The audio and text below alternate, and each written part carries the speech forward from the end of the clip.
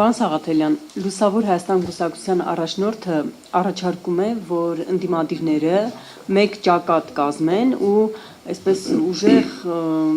ճակատով էլ մասնակցեն ընտրություններին եւ համարում է դա Էդմոն Մարուքյանը ամենաարդյունավետ ճանապարհը Փաշինյանին տուն ուղարկելու համար։ Դուք քննարկել եք մեկ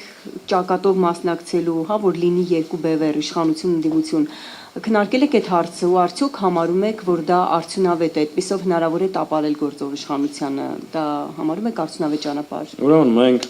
այդ հարցը քննարկել ենք ու ոչ միայն քննարկել ենք այս ժողովում, այլ նաև դրանից առաջ։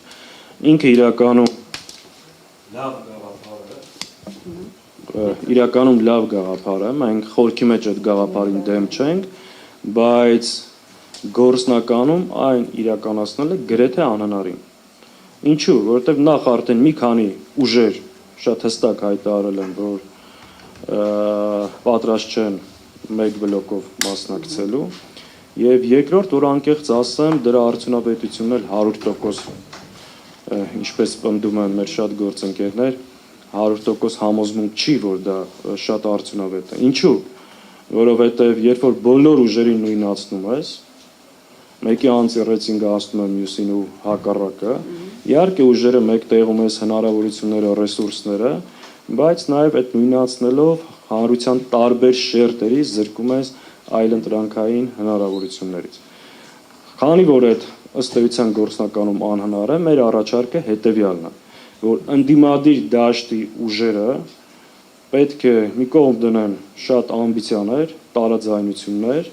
եւ մեկտեղ են իրենց ուժերն ու հնարավորությունները ձևավորեն առնվազն 2, 3, 4 ազդեցիկ բլոկներ, որպեսզի կարողանան նախ շեմը հաղթահարել եւ երկրորդ գրանցել ավելի արդյունավետ արդյունք մեր գլխավոր նպատակը այս իշխանության վերարտադրությունը կանխելու համար։ Հետևաբար,